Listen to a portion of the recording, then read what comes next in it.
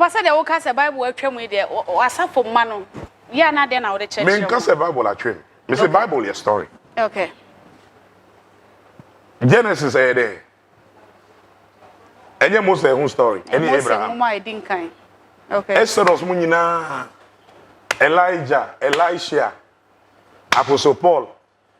So Matthew Hoko, it's about Jesus Christ, John. Jesus Christ, John the Baptist, not the idea. It's a history. Last time I made comment here. Yeah, the me kozu or actually me idea way, nana way let's see. Nana way na year way, and na mana we so na enya way, na word me, and then only more Bible mo.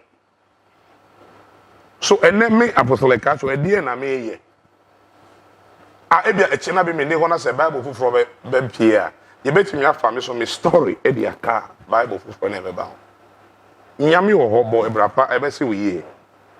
Do nyonku fa bo ne che eno ano no. Atemu da bi eni ho Yakobon ma wonsuo na wo se na wa na obebre. Onu ma obenya typhoid ne we wu free na esi eno ano no. Eno ano no. Yakobon ma wade na wo se na wa se wo jejereje. What I hope so to me can I say? Yeah. And then I say, be a me, see, and I say, Yakubon. So a man who are born in me, no mammy. Now me the second call back. If I am you.